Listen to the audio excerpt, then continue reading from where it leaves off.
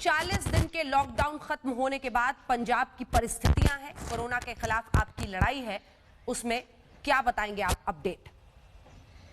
Update तो ये है कल शाम तक की कि हमारे 585 तो पॉजिटिव केसेस हैं आउट ऑफ जो सैम्पलिंग की है 23,000 की हमने। डेथ्स हमारी 20 हुई हैं। सैंपल्स अभी पेंडिंग है कुछ, जिसकी रिपोर्ट शाम तक आ जाएगी। एंड बाई एंड लार्ज ये हमारा ठीक चल रहा है। नॉर्मल इंटरनली जो हमारी ये कोविड पॉजिटिव आ रहे हैं वो आ रहे हैं समवेयर बिटवीन 7 and 12। लेकिन कल हमारे 7,000 लोग बाहर से आए, 3,500 के करीब महाराष्ट्र से, और हमारे तक रफली 3,000 आए हैं फ्रॉम अक्रॉस इनटू राजस्थान, जहां फाजिलका वगैरह से गए हैं ये सरसों वगैरह काटने के लिए, और कोई 150 के करीब आए हैं फ्रॉम कोटा। ऐसे जो आए हैं उनमें से तकरीबन over 200 people have tested positive. जी, और इसीलिए कैप्टन अमरिंदर सिंह जी, मेरा अगला सवाल आपसे यही है कि हम शुरुआत में जो देश ने देखा, पंजाब ने शायद सबसे ज्यादा सख्ती के साथ लॉकडाउन की शुरुआत की, आपने कर्फ्यू तक लगाया, लेकिन बीते 2 दिनों से लगातार इजाफा हो रहा है, जिसमें लगभग 40 से 45% मामले नांदेड़ में जो हुजूर साहिब से श्रद्धालु थे, जो उनकी वापसी हुई, उनकी वजह से ये हुआ है। कहां पर आपको लगता है ऐसी चूक हो गई जिसकी वजह से टेस्टिंग में या अलग रखने में संक्रमण को नियंत्रित नहीं करना पाया? पहले you must understand one thing, जहां तक लॉकडाउन है, जहां सिवियरिटी है मस्क के, हम पूरी लड़ रहे हैं इससे। लेकिन अगर मेरे कोई पंजाबी कहीं बैठे हैं, जैसे आज डिमांड हो रही है कि केरला से जा रहे हैं वापस उड़ीसा या जा रहे हैं बिहार, ट्रेन्स लग रही हैं उनके लिए, या यहाँ से हमारे लोग जाना चाहते हैं यूपी, झारखंड, बिहार, छत्तीसगढ़, उड़ीसा, मैं कैसे कहूँ उनको कि मत जाओ? ऐसे जो पंजाबी हमारे बाहर बैठे हैं और इधर आना चाहते हैं, मैं उनको कैसे करूँ आप घर नहीं आ सकते? अनफॉर्चुनेटली जो हमें रिपोर्ट आई थी फ्रॉम नंदेड़ कि हमने 3 बार टेस्ट किया, सब टेस्ट बिल्कुल क्लियर निकले, जो यहाँ हमारी आके टेस्टिंग की है तो ओवर 200 है पॉजिटिव। बिल्कुल, तो ये बातें तो हैं, बट उनको क्वारंटीन में हमने कर दिया। They will go into quarantine, and quarantine से जब डॉक्टर्स इनको इजाज़त देंगे तभी घर जाएंगे वापस। जी, चूंकि ये सबसे बड़ी चुनौती है, इसीलिए इस पर चर्चा को आगे ले जाते हुए आपके स्वास्थ्य मंत्री ने महाराष्ट्र को एक चिट्ठी भी लिखी सरकार को कि आपने कहा था कि आप टेस्ट कराएंगे, लेकिन टेस्ट नहीं हुए, जिसकी वजह से ये परिस्थिति आज हम सामना कर रहे हैं। आपको लगता है कि जिस तरह से इंटरस्टेट सहयोग की जरूरत है, उसमें कहीं पर कमी रह गई? टेस्टिंग हुई होती तो शायद हमें तो रिपोर्ट आई थी कि जो नंदेड़ से आए हैं कि 3 बार टेस्ट उनका किया और 3 बार नेगेटिव आए हैं, और फिर आके जब यहाँ हमने टेस्ट किया इट वाज ऑल पॉजिटिव। तो रिपोर्ट जो आ रही है सही नहीं आ रही। आई मीन अगर ये लड़ाई को हमने मुल्क की लड़ाई बनानी है, और है मुल्क की लड़ाई, तो सबको एक साथ उनको एक लड़ना पड़ेगा। हरियाणा को, राजस्थान को, महाराष्ट्र को, तमिलनाडु को, अपने हैदराबाद को, और हम पंजाब के या हिमाचल एक साथ लड़ेंगे, एक साथ इसको लड़ाई बनाएंगे, तब ये बनेगी बात। और एक साथ मिलकर लड़ाई करेंगे तभी आगे बढ़ पाएंगे। अब मैं 2 ऐसे लोगों की तस्वीर दिखाना चाहती हूं कैप्टन अमरिंदर सिंह जी, जिसका आपने भी ट्विटर पर बहुत जिक्र किया है। एक एएसआई जसजीत सिंह, जिनकी वजह से, हरजीत सिंह की वजह से हमने देखा कि बहुत लोगों की भावनाएं सामने आई। दूसरा, आज फिर एक बार जब पटियाला में का ये मामला था हरजीत सिंह जी का, और जालंधर में एक एएसआई पर कार चढ़ा दी, बॉनेट पर उसको घसीट कर ले गए। आप भी कोरोना वॉरियर्स के साथ खड़े हैं ऐसे वक्त पर, आप लगातार उन पर जानकारी दे रहे हैं। वो तस्वीरें जरा अगर हम दिखा सके, और उसी पर आपका रिएक्शन लेना चाहेंगे कैप्टन, कि किस तरह से आप मानते हैं कि ऐसे वक्त पर सबको सहयोग देना पड़ेगा, लॉकडाउन का, कर्फ्यू के नियमों का पालन करना होगा, ये हमारी ही जान की हिफाजत के लिए है। Captain Nikay ji, I am not seeing the picture, मेरे पास नहीं आ रही आपकी पिक्चर। जी, हम ऑन एयर दिखा रहे हैं सब, और उनको दिखा दो आप। जी, कोरोना वॉरियर्स के लिए आप क्या कहेंगे सर? मैं कहूंगा कि ये जो लोग ऐसे गड़बड़ करने की कोशिश करते हैं और कानून तोड़ते हैं, और हमारे पुलिस वाले जो ड्यूटी पे खड़ते हैं ऐसी बात करते हैं जैसे हरजीत का हुआ या आज जालंधर में हुआ, मैं एक बार सीधा कह देता हूं उनको कि सख्त से सख्त कार्रवाई उन पर की जाएगी, कानूनी कार्रवाई। पहले तो कर दिया हमें निहंगों ने जिन्होंने हमारे हरजीत सिंह का हाथ काटा था, और अब ये जो जलंधर वाला वाकयात हुआ है इस पे भी यही कारण करेंगे, कार्रवाई करेंगे हम। ये क्या समझते हैं लोग के मुखाल है कि जैसे आप पुलिस वाला कोई ड्यूटी पे खड़ा है उसको गाड़ी के नीचे ले लो या ऊपर चढ़ा दो बोनेट के ऊपर, या किसी को जाके तलवार निकाल के उसके हाथ काट दो। ये कोई मिडीवियल टाइम्स नहीं है, ये है 2020, और इसमें देयर इज एक बड़ा स्ट्रॉन्ग कानून है इस देश का, और जो हमारे पास पावर्स हैं हम उसको इस्तेमाल करेंगे, पूरे कानूनी पावर्स को, और इनको सीधा करेंगे सबको। मुझे लगता है जिन सख्त शब्दों में आपने कहा है संदेश सबने सुन लिया होगा और समझ भी लिया होगा। अब आते हैं सर लॉकडाउन 2 से 3 की तरफ। 4 मई से 17 मई तक जब ये लॉकडाउन 3 चलेगा, किस तरह से आप अपनी रणनीति राज्य के लिए बना रहे हैं? देखिए बात ये है, 40 दिन हो जाएंगे लोगों को अपने घरों में बैठे, तो हमने तो अभी तक सिर्फ होम डिलीवरी के अलाउ की थी, दूध भी होम डिलीवरी, सब्जी भी, किराना भी, सब कुछ। लेकिन लोग थोड़ा सा अब तंग होने लग गए। 40 दिन एक कमरे में बैठो जिसमें सारा परिवार उसमें बैठा है, वो दुखी नहीं होगा। तो मैंने थोड़ा सा उसका खोल दिया है कि आप 3 घंटे के लिए आप फलाने टाइम से फलाने टाइम आप जा सकते हो शहर में, अपनी खरीद आप करो। थोड़ा सा उनको बाहर जाने की थोड़ी सी सहूलत हमने राहत दी है।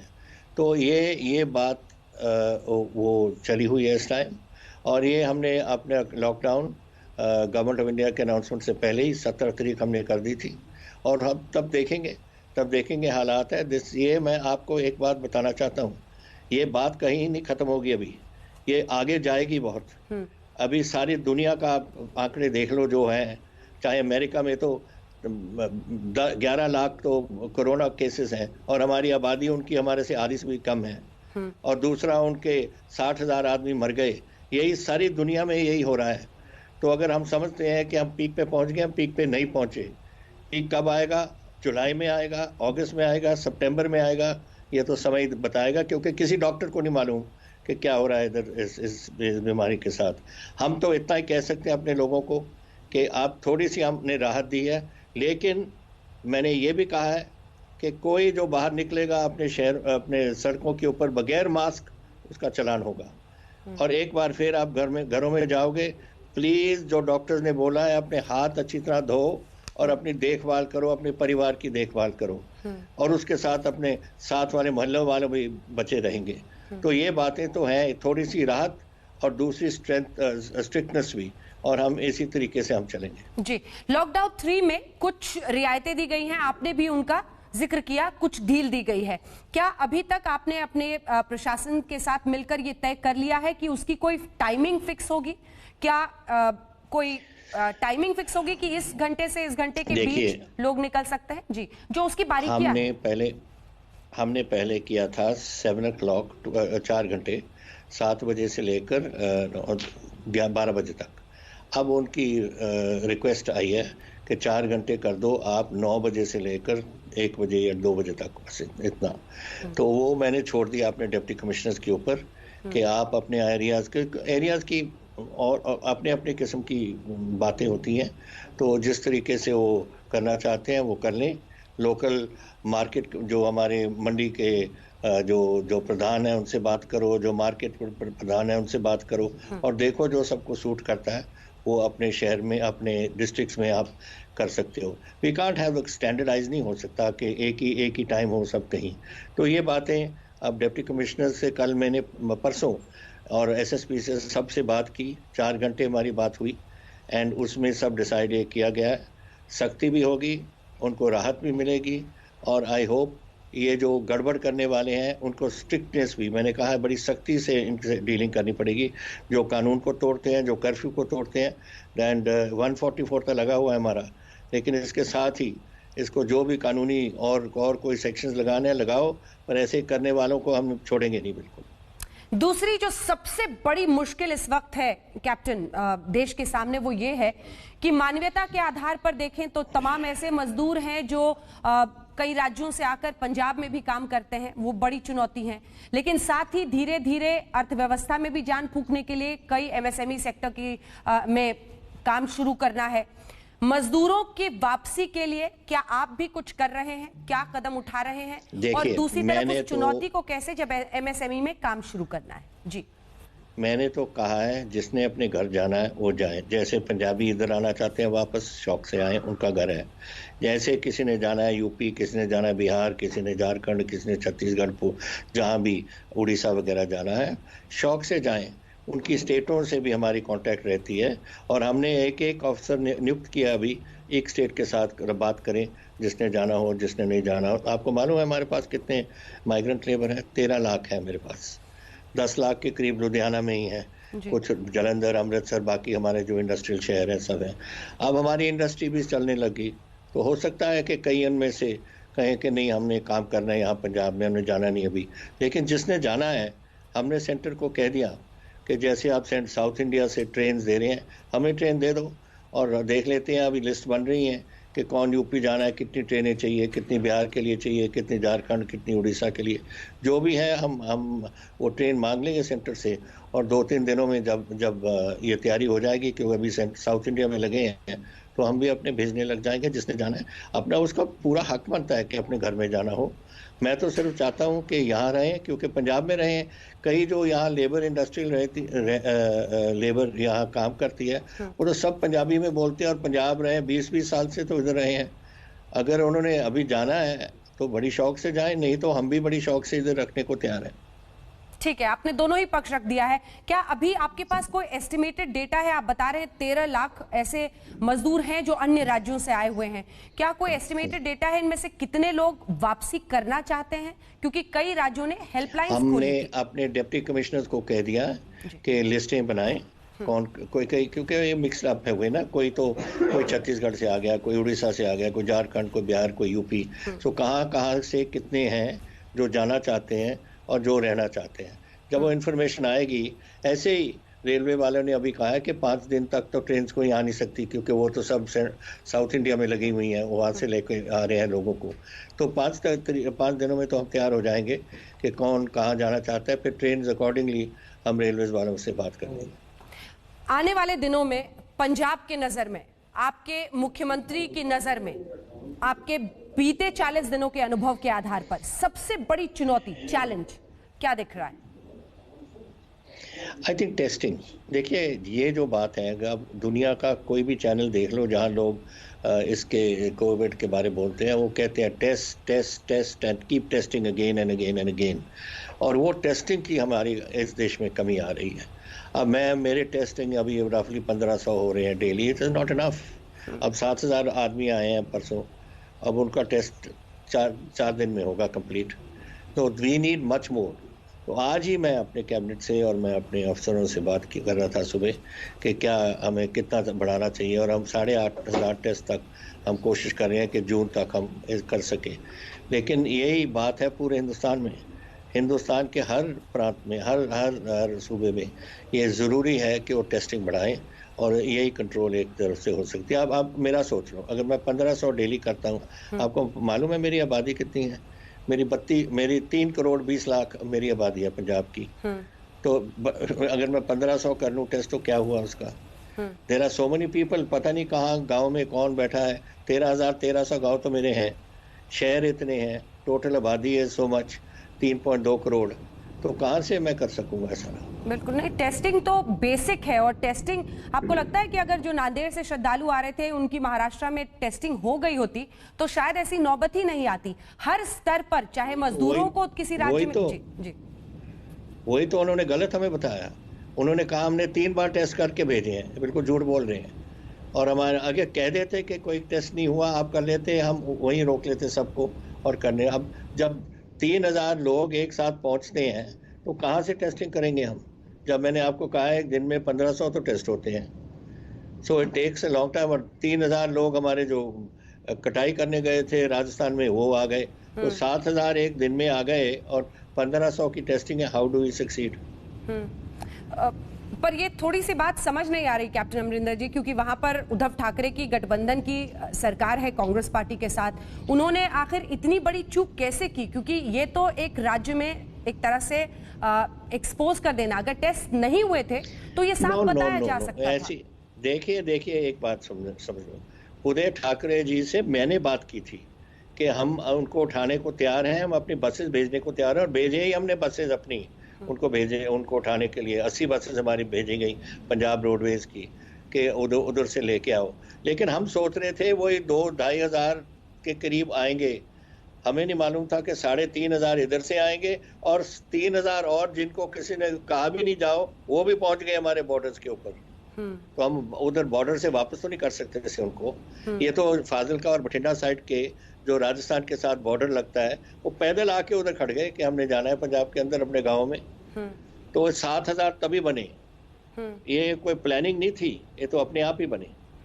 जो उन्होंने कहा कि यहाँ पर नहीं थे, रास्ते में हो सकता है, इंदौर रेड स्पॉट था, रेड जोन में है, ऐसी जगहों पर उनको ये इन्फेक्शन हुआ हो या बीमारी संक्रमित हुए हो, क्या आपको लगता है कि ऐसा मुमकिन है? नहीं, you can't get it this way. पहली बात, अगर आज इन्फेक्शन मुझे हुई तो आपका क्या ख्याल है कि कल इसका उस इन्फेक्शन का कोई पॉजिटिव निकलेगा? इसका टाइम होता है about 5 days to become active. And वो जो जिस तरीके से शो होता है, और ये तो 3 दिन में यहाँ पहुंच गए थे, 2 दिन में। इंदौर में ये तो अकाली दल की बोली बोल रहे हैं आप, जो अकाली दल कह रहा है कि जी रास्ते में हो गया, क्योंकि वो SGPC इसका कोई जिम्मेवारी नहीं लेना चाहती। अब आज इकोनॉमिक टाइम्स पढ़ो, 26 लोग जो उधर नंदेड़ में काम कर रहे हैं उनके साथ वो सब पॉजिटिव निकल रहे हैं। वो कैसे फिर? वो कहाँ से आया? वो भी इंदौर से आया है। चलिए ठीक है, ये आपने लगभग बिल्कुल स्पष्ट कर दिया अब पंजाब सरकार की स्थिति, जिसमें आपका ये मानना है कि टेस्टिंग जो सोर्स जहां से नांदेड़ से वो निकले थे वहां पर नहीं ठीक से किया गया, जिसकी वजह से इतनी बड़ी परेशानी का सबब ये बना। फिरोजपुर के आंकड़े हैं जहां पर 18 केसेस 24 में से, लुधियाना में 18-22 में से, अमृतसर में 59 मामले। ये अपने आप में एक सबसे बड़ी अब चुनौती है इनके क्वारंटीन के लिए। इनको क्योंकि बहुत बड़ी तादाद में, जैसा आपने बताया 3,000 से ज्यादा, इनके क्वारंटीन के लिए किस तरह के इंतजाम किए गए हैं? क्या सब रखे हुए हैं, सब क्वारंटीन में। आज मैं बता देता हूँ आपको कितने हमारे क्वारंटीन में हैं। Patients admitted in isolation facilities 253 and अभी 253 अंदर हैं, और अभी ये सर्जन टेस्ट जो नेगेटिव है 18,222, लेकिन सैंपल जो अभी पेंडिंग है, मैंने कहा है आपको 4,000 अभी पेंडिंग है, बट पेशेंट्स रिकवर्ड और वापस चले गए वो भी 108 है। So we have got all of these are in isolation facilities में रखे हैं जो पॉजिटिव निकले हैं। जो दूसरे हैं हम रख रहे हैं इसमें, तो हमारी बहुत मदद कर रहे हैं। राधा स्वामी सत्संग बड़ी मदद कर रहे हैं, हमारे अपने सारे सत्संग भवन उन्होंने दे दिए हैं, कुछ लोग वहाँ रखे हैं, कुछ निरंकारी भवन ने दिए हैं, कुछ नामधारी संप्रदाय ने दिए हैं। तो सभी इसमें पंजाब में सभी लगे हुए हैं उनकी मदद करने के लिए, और मैं उनका सबका शुक्रगुजार हूँ जिस तरीके से हमने बाबा जी ने, राधा स्वामी और बाकियों ने ये काम, ये हमें सपोर्ट की है इस काम में। क्या केंद्र सरकार से आपको पूरी मदद मिल रही है जो आप मांग कर रहे हैं? पूरा सहयोग मिल रहा है? देखिए, जो बातें हम कर रहे हैं, जो हम करना चाहते हैं, उसमें तो सपोर्ट हमें हो रही है। अगर मैं होम मिनिस्टर से बात करूं या प्राइम मिनिस्टर को लेटर लिखूं, जरूर कुछ ना कुछ देखते हैं उसमें क्या। लेकिन ये लड़ाई है लंबी, और ये लड़ाई है बड़ी महंगी। आज एक टेस्ट करो आप, 2500 रुपए का टेस्ट होता है, 2500 रुपए, और अगर हम लाखों में पहुंच जाएं तो कहां से पंजाब सरकार ले आएगी? फिर उनको जो रखेंगे हम पॉजिटिव में, उसके हॉस्पिटल्स हमने बढ़ाए हैं बहुत ज़्यादा, प्राइवेट हॉस्पिटल्स को हम टेक ओवर कर रहे हैं, जो हम दूसरी किस्म की उनको रख रहे हैं, अपने जो एसिम्प्टोमेटिक हैं उनको बिल्डिंग्स वगैरह में उनको भी रोटी देनी है, उनको भी सबका संभाल करना है। ये सब टाइम लगता है। तो हमने मांगा है, हमने ही नहीं, सिर्फ पंजाब ने नहीं, हर स्टेट ने, चीफ मिनिस्टर ने जो प्राइम मिनिस्टर के साथ बात की, जब उन्होंने हमारे से बात करने की वो चाहा था, मैं नहीं अभी पिछली बार उनसे बात की, मुझे बात किए तो काफ़ी देर हो गई, लेकिन लेटर्स में लिखता हूँ। लेकिन वो चीफ मिनिस्टर जिन्होंने बात की, सब ने ये बात कही कि we need financial assistance, states financial assistance के बगैर नहीं चल सकेंगे। और अगर ये 15,000 जो कह रहे हैं फाइनेंस मिनिस्टर के 15,000 हम देंगे, 15,000 तो कुछ भी नहीं लगता। आज मुझे तकरीबन 15,000 तो गवर्नमेंट ऑफ पंजाब इंडिया से पंजाब के अपने पैसे कोविड के लिए नहीं, जो हमारे चलते हैं जीएसटी वगैरह, वो हमें मुझे चाहिए उनसे उनके पास फंसी हुई है। तो माय पॉइंट इज कि स्टेट के पास रिसोर्सेज नहीं है और वो रिसोर्सेज आपको देने पड़ेंगे। और कल जो रंगाराजन जी जो थे पहले वो आरबीआई के हेड वगैरह, he has asked for he was saying 65,000 crore दो। 65,000 करोड़ भी कुछ नहीं। अगर आपने सारे हिंदुस्तान की लड़ाई लड़नी है और सब स्टेट्स की हेल्प करनी है, at least 1.5 to 2 lakh crore is what is required minimum, तभी ये चल सकता है बात। आपने खत केंद्र सरकार को इस बारे में भी लिखा था कि जो शराब की बिक्री से राजस्व है लगभग 521 करोड़, हालांकि जिस आंकड़े का आप जिक्र कर रहे हैं उसके मुकाबले बहुत कम है, लेकिन 521 करोड़ का जो नुकसान हो रहा है, राजस्व नहीं मिल रहा है। शायद वो एक अहम वजह रही कि हमने देखा कि उस वक्त तो विपक्ष ने आप पर बहुत हमला किया था, लेकिन अब सरकार ने भी लॉकडाउन 3 में कम से कम शराब की बिक्री की इजाजत दी है। इसको किस तरह से आप स्ट्रीमलाइन करेंगे? जी, पूरी बात बताएं। मैं बताता हूँ आपके कारण। देखिए, हमारे 2 सोर्सेस हैं। एक तो जीएसटी है। अब सारी जीएसटी, सारी पंजाब की टैक्सेशन जीएसटी में जा रही है, जो सेंटर संभालती है और सेंटर देती है जो हमारी डिमांड्स होती हैं जीएसटी के नीचे, वो हमें देते हैं। वो नहीं मिली हमें 4 महीने से, we have no money from GST. दूसरा मेरा सोर्स ऑफ इनकम जो सबसे ज़्यादा है, इट्स एक्साइज ड्यूटी।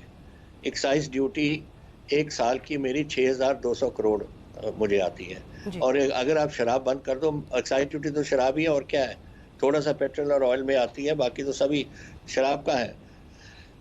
तो मैंने कहा अगर आपने शराब बंद करनी है तो फिर मैंने कॉम्पनसेट 6,000-2,000 करोड़ दो। 6,200 करोड़ अगर वो नहीं देनी तो फिर मुझे शराब अलाउ करो, अदरवाइज मेरा रिसोर्स कहाँ है? मेरा आप जीएसटी नहीं दे रहे, मेरी एक्साइज ड्यूटी चली जाएगी, तो मैं क्या करूंगा? मैं तो तनख्वाह नहीं दे सकूंगा अपने लोगों को। उसके बाद अब ये फैसला लिया गया है, क्या आपने इसके लिए भी कोई हम अब उन्होंने अलाउ कर दिया कि स्टेट जैसे चाहते हैं वो अपना करें। मैंने फैसला कर लिया सुबह, और थर्सडे से हमने शुरू कर दिया पंजाब में। अभी 2-3 दिन तो लगेंगे, लोगों ने अपनी दुकानें भरनी है, मंगवाना है, जहाँ से भी मंगवाते हैं, और फिर वो सेल शुरू कर देंगे थर्सडे से। जी, तो इस थर्सडे से हम माने कि फिर से बिक्री शुरू होगी, लेकिन इसके लिए क्या आपने कुछ खास नियम भी बनाए हैं कि क्योंकि रूल्स तो ले डाउन करना होगा, और साथ ही टाइम को लेकर क्या उसके लिए भी कोई वक्त? वही टाइम जो टाइम होगा और चीजों के लिए, जो बाजार में जाएंगे लोग किराना के लिए या सब्जी के लिए या जो और चीज उन्होंने बाजारों से साबुन खरीदनी है या कुछ और खरीदना है, वही लिकर शॉप्स को जाएंगी उसी टाइम, और उसी टाइम अपनी परचेस करें वहां से जिसने खरीदा हो। वो same time there is no नियम तो सिर्फ सीधा है, एक्साइज हमारी आनी चाहिए, और वो शॉप्स हमारी एक्साइज जो होता है वो तो मार्च में खत्म हो गए होंगे, वो अपने क्या कहते हैं वो जो L1s और L2s वगैरह ऐसी होती हैं जिसमें से सेल्स होती हैं, वो तो सब खत्म हो गया, वो तो तैयार था, तो बंद पड़ा है इस कारण के कोविड आ गया। अब जब खोल दिया तो वो एक्टिवेट हो जाएंगे फिर और अपना शुरू कर देंगे अपना सेल करनी। जी, अब लॉकडाउन के आगे क्या, जरा उस पर आते हैं, क्योंकि इसको लेकर कांग्रेस पार्टी की तरफ से राहुल गांधी ने कहा कि लॉकडाउन सिर्फ पॉज बटन है, लॉकडाउन से आप सिर्फ चीजों को आगे ले जा रहे हैं, आर्थिक आपातकाल है। लेकिन जिस तरह से एक सरकार को आप इस वक्त पंजाब में चला रहे हैं, आप उस चुनौती का सामना कर रहे हैं। अभी जो हाथ में है वो यही है कि लॉकडाउन के जरिए इस पर रोक लगाई जाए। आप कैसे देखते हैं लॉकडाउन को, कर्फ्यू की परिस्थितियों को, साथ ही उसके बाद क्या? मैं बताता हूँ। एक तो हमने एक committee of 20 very eminent people, 3 doctors, बहुत महार डॉक्टर, फिर हमारे एक्स एडमिनिस्ट्रेटर्स, हमारे इंडस्ट्रियलिस्ट वगैरह की एक कमेटी बना के उनको 10 दिन दिया कि एक स्ट्रेटजी बना के हमें स्ट्रेटजी पेपर बनाओ कि how do we have an exit strategy from कोविड-19। जिस दिन ये खुल जाएगी, सेंटर खोल देगा कि ये कर लो वो कर लो, हम कैसे किस तरीके से चलें। और ये रिपोर्ट मुझे आ गई है, here it is, Covid exit strategy. Full frame दिखाइए, फुल स्क्रीन दिखाइए। Exit strategy. अच्छा, ये बात दिखा सकते हैं सर, आप उसके पॉइंटर्स बता सकते हैं। जी हाँ, you can, here you are, ये देख लो आप जी, कोविड एग्जिट स्ट्रेटजी। तो ये बात आ गई, एंड इस बेसिस पे हमने ये जो लॉकडाउन थोड़ा सा 3 घंटे 4 घंटे खोल दिया, वो सभी इसमें one was head of PGI, one is Hindustan का सबसे best known cardiologist, then you have somebody who's been in community medicine and head of the department in PGI, then you have a vice chancellor of our हमारे medical university, वो भी इसी committee के member थे। उन्होंने सब कहा कि psychologically it's affecting people staying all the time in the room, so थोड़ा सा आपको उनको छुटकारा देना पड़ेगा कि बाहर निकलें। So this is the strategy which we are following this paper, that's one. Second, long term strategy जिसमें से हम अपनी इंडस्ट्री को और इकोनॉमी को रिवाइव करें। We have requested doctor Montek Ahluwalia, जो हमारे रहे हैं पहले, बहुत यू नो हिम, उन्होंने एक कमेटी चेयर कर रहे हैं। उन्होंने 6 सब ग्रुप्स बनाए हैं ऑन वेरियस इश्यूज, एंड वो सब टोटल हिंदुस्तान के और दुनिया के लीडिंग इकोनॉमिस्ट हैं उसमें। डॉक्टर साहब नहीं सिर्फ अकेले, बाकी भी जो उनके साथ हैं लोग, और उनको कहा हुआ है कि कुछ दिनों में इस चीज़ें पे हमें अपनी रिकमेंडेशंस और पेपर्स बना के दो, फिर वो फाइनल पेपर बनेगा। एंड दैट जब एक बार ये कोविड ख़त्म हो, how we can start our economy again. आज मेरे पास हालात ये हैं कि मेरे पास 2,50,000 मेरी इंडस्ट्री है पंजाब की, सिर्फ 1.5% इज़ वर्किंग, बाकी शट पई है। अब जब से हमने कल से खोला है, I hope that over the weeks ये 2-3 हज़ार डेली बढ़ती जाएंगी, क्योंकि लोगों ने ऑर्गेनाइज करना है अपने आप को। बट अभी तक तो ये पोजीशन है। अब लुधियाना में 95,000 इंडस्ट्री है मेरे पास, 1,000 भी नहीं चल रही। तो how does the economy of the state go? So ये बातें जो हमने मोंटेक आलूवालिया कमेटी को दी हैं, they will come up with a solution as to कैसे ये पंजाब को एक बार फिर हमने आगे लेके जाना है, और थिंग्स एक्टिविटी हमने शुरू करनी है। जी, आपने इंडस्ट्रीज की बात की, किसानी पर जरा आप आते हैं कैप्टन अमरिंदर, क्योंकि अगर खाद्यान्न सोर्स हम देखें तो शायद भारत में पंजाब बहुत महत्वपूर्ण है। गेहूं की बम्पर फसल हुई है इस बार, लेकिन इसके बावजूद किसानों की स्थिति बहुत अच्छी नहीं है। खेती ठीक से हो पाए और कम से कम खाद्य आपूर्ति को लेकर हम ठीक से चल पाए आगे, उसमें पंजाब की अहम भूमिका रहेगी। ये कैसे होगा? देखिए, आप पता नहीं आपको कौन बताता है कि किसान खुश नहीं। किसान मेरे बहुत खुश हैं। बम्पर क्रॉप आ रहा है मेरे पास इस टाइम, 1,80,000 टन, 180 लाख टन मेरी टोटल फसल है। उसमें से अपने घरों में जो रखते हैं अपने खाने के लिए, वो रखने के बाद 135 लाख टन मेरी मंडी में आ रहा है इस टाइम। और मेरी मंडी में अभी तक आज की फिगर्स हैं, कल रात की figures, 81.6 lakh ton metric ton मेरे पहुंच चुके हैं। और लोगों के जो पेमेंट हुई है हमारे किसानों को ऑलरेडी 11,760 करोड़ हो गई, और ये पहुंच जाएगी रफली अबाउट 22,000 करोड़। तो जब इतना पैसा हमारे किसानों पे आ जाएगा और कंज्यूमर इंडस्ट्री वगैरह पे वो इस्तेमाल करेंगे, तो पंजाब का फायदा ही होगा ना। और पंजाब, ये तो रिकॉर्ड, इससे पिछले साल सारे ज़्यादा, पिछले साल हम सोचते थे कि हमारा रिकॉर्ड बम्पर क्रॉप है, this is even more than that. तो पंजाब का किसान तो बहुत खुश है इसमें।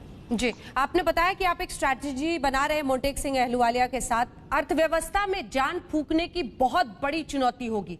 पूरे विश्व में ये ऐसा संकट काल है जब कई देशों में नेगेटिव ग्रोथ की परिस्थिति बन गई है। भारत के लिए भी बहुत मुश्किल घड़ी अर्थव्यवस्था को लेकर। इस पर आपकी सोच और इस पर आपकी स्ट्रैटेजी? That is true. ये तो नेशनल प्रॉब्लम है। अगर हम जीरो ग्रोथ है या माइनस ग्रोथ है तो मुल्क का फायदा है। कहाँ 8.2 से हम चले और वी हैव कम डाउन। ये किसी की गलती नहीं, ये तो कोविड आ गया और इंडस्ट्री बंद हो गई। Once industry closes and your सब इकोनॉमिक एक्टिविटी बंद हो जाए तो फिर कहाँ से आएगा पैसा, कहाँ से चलेगा स्टेट? तो this is a very major problem. That is why मेरा ख्याल, जो हम कहते रहे अपने सेंट्रल गवर्नमेंट को कि ये खोल दो वो खोल दो वगैरह, आहिस्ता आहिस्ता वो कर रहे हैं, लेकिन ये एक मेजर क्राइसिस है अपने देश के लिए। ऐसी बड़ी क्राइसिस मुझे 50 साल हो गए पॉलिटिक्स में, मैंने कभी नहीं देखी ऐसी क्राइसिस जो आई। लड़ाई भी हुई हमारी 65 में पाकिस्तान के साथ, 71 में भी हुई, कोई क्राइसिस नहीं थी। ये क्राइसिस है, this is the biggest crisis. और ये पहली क्राइसिस हिंदुस्तान में जो आई 1918-19 में, वो आई थी स्पेनिश फ्लू। उसमें पता नहीं 1 करोड़ से ऊपर लोग मर गए थे यहाँ हिंदुस्तान में। पर उस टाइम का और इस टाइम का बड़ा फर्क है। उस टाइम को मेडिकल असिस्टेंस नहीं था, अंग्रेज बैठे थे, कोई बॉर्डर नहीं करता था। अब तो हालात और है ना, अब तो सारी गवर्नमेंट चल पड़ी हैं अपने तौर पे, और वो हालात नहीं, वाहिगुरु करे ऐसी बात ना कभी हो हमारे मुल्क में। लेकिन ये बात हमारे मैं नहीं एक्सपेक्ट करता है ऐसी कोई बात। लेकिन ये crisis, this is in my lifetime, it's a major crisis and we have to fight it unitedly. जैसे मैंने पहले आपको कहा, एक साथ सब प्रांतों को इकट्ठा होना पड़ेगा और देश, सेंट्रल गवर्नमेंट को भी साथ लेना पड़ेगा, और इस लड़ाई तभी सफल हम होंगे इसमें। क्या आप मानते हैं कि भारत एक मुकम्मल जंग लड़ रहा है इस वक्त प्रधानमंत्री नरेंद्र मोदी के नेतृत्व में? जो उन्होंने लॉकडाउन का फैसला बहुत जल्दी लिया, वो सही ठहरा देश के लिए? आप क्या कह रहे हैं? ये हम लड़ रहे हैं तो 100% इट इज अ बैटल। इससे इतने जो कैजुअलिटीज हमारी हैं, लकीली हमारी जो कैजुअलिटीज हुई हैं बहुत कम हुई हैं कंपैरिजन दो दुनिया में हुआ है। आज 11 लाख तो हमारे पेशेंट हैं अमेरिका में, और उनकी आबादी हमारे से आधे से कम है, और उनके कितना 70 लाख के करीब तो मर गए लोग। यही यूके, यही स्विट्जरलैंड, यही ऑस्ट्रिया, यही जर्मनी, जहाँ जहाँ एडवांस कंट्री से सब ये हो रहा है वहाँ। तो ये तो this is a major battle for us, and ये बैटल इतना है कि आप देखोगे कि it is something that I don't think and I hope कभी हमारे हिंदुस्तान में फिर बात कभी आए ना। एक ऐसा कोई अनुभव आपका रहा हो, या एक ऐसा लेसन इस पूरे लड़ाई में जब आप लीड कर रहे थे, जिसका जिक्र आप करें? क्योंकि आज हमारी कोशिश इस ई एजेंडा के जरिए यही है कि जो बेस्ट प्रैक्टिसेस हर राज्य के हैं वो उसका आदान प्रदान हो, जिसके जरिए अन्य राज्य भी सीखे। क्योंकि पंजाब उन राज्यों में शामिल था जिसने सबसे पहले सख्ती के साथ कर्फ्यू को लागू किया था। कैप्टन, मेरा ख्याल नहीं, हम नंबर 2 पे थे, पहला केरला था जी। केरला ने एक किया, अब हमने केरला से अगले दिन हमने लॉकडाउन भी किया, और हमने कर्फ्यू, पहला राज था जिसने कर्फ्यू भी लगाया, सेक्शन 144 तो कर्फ्यू में लगती है, और टोटली हमने फ्रीज करता कि कोई बाहर ना निकले, और वो चीज है जिसने पंजाब को बचाई है। ये तो आज अमेरिका को देखो, आज टेलीविजन देखो, लोग अभी भी विदाउट मास्क घूम रहे हैं सड़कों के ऊपर, जैसे कुछ हुआ ही नहीं वहाँ। और हम तो अगर कोई चालान, अगर कोई बगैर मास्क आएगा सड़क के ऊपर, उसको चालान होगा। This is, we have to be very strict on this issue. ये एक लड़ाई बहुत दूसरी किस्म की लड़ाई है। दुश्मन पाकिस्तान में, या जो हमारी चीन की लड़ाई हुई, हम जानते थे कि चीनी कौन है, कहाँ बैठा है, या पाकिस्तानी कहाँ बैठा है। लेकिन ये पता नहीं, जहाँ भी जाते हो वहाँ ही दुश्मन, भाई दुश्मन कौन, किसको मालूम है कौन दुश्मन है? हवा में घूम रहा है दुश्मन। पंजाब के कई लोग, चूंकि आपने पूरे विश्व का जिक्र किया, पंजाब के कई लोग कनाडा, अमेरिका, कई मुल्कों में रहते हैं। क्या वहां से भी कुछ लोग संपर्क कर रहे हैं जो वापस पंजाब लौटना चाहते हैं? नहीं, उल्टा इधर से चले गए यहाँ। मेरा ख्याल 18,000 तो यूके चले गए हैं, जो हमारे जब से हमारा लॉकडाउन हुआ है वो वापस यूके जाना चाहते थे। तो 18,000 पंजाबी तो यहाँ से वाया अमृतसर यूके गवर्नमेंट ने उनका प्रबंध किया जहाज़ों का, और वो चले गए वापस। ये है। लेकिन एक्चुअली जहाँ भी हैं उनको फिक्र है कि उनके घर, क्योंकि सारे रिश्तेदार तो इधर रहते हैं, उनके पुराने गांव इधर हैं, सब कुछ ये है। तो उसमें ये प्रॉब्लम आई थी। अनफॉर्चुनेटली हमें देखो 3 जगह से हमारे ये इन्फेक्शन आई है। एक तो जो NRIs थे हमारे, जो इधर आए, 98,000 तो हमारे NRIs ने तो या अमृतसर या अपने मोहाली में लैंड किया। वो मार्च की बात कर रहा हूँ, फरवरी मार्च की बात। और 44,000 मेरे पालम एयरपोर्ट दिल्ली में एयरपोर्ट, तो आप देख लो, दैट कम्स टू रफली 1,35,000 के करीब जो लोग आए हैं। और पहले शुरुआत ही उधर से हुई। अभी नवा शहर मेरा एक डिस्ट्रिक्ट है यहाँ, वहाँ उसमें पहले ही एक ज्ञानी जी आए थे, उनके साथ वहाँ से शुरू हुई। फिर मेरे पास दूसरा है निज़ामुद्दीन के जो आए, वो जो सदर्न पंजाब में चले गए। ये तो पहले आए थे, ये तो ज़्यादा दुआबा बेल्ट है, ये नॉर्दर्न बेल्ट। लेकिन जो निज़ामुद्दीन वाले थे वो मानसा, संगरूर, सदर्न बेल्ट में आए, वहाँ मेरे केसेस बढ़े। और अब ये तीसरा हुआ है जो कल परसों, ये जो राजस्थान से और महाराष्ट्र से आए हैं। तो ये बातें अब हैं। अब जो लोग आना चाहते हैं वो पंजाबी हैं, मैं उनको बिल्कुल नहीं रोकूंगा, वो आए, लेकिन उनको अपनी 21 डेज क्वारंटीन करनी पड़ेगी और उनके टेस्ट होंगे तभी अंदर अलाउ करेंगे।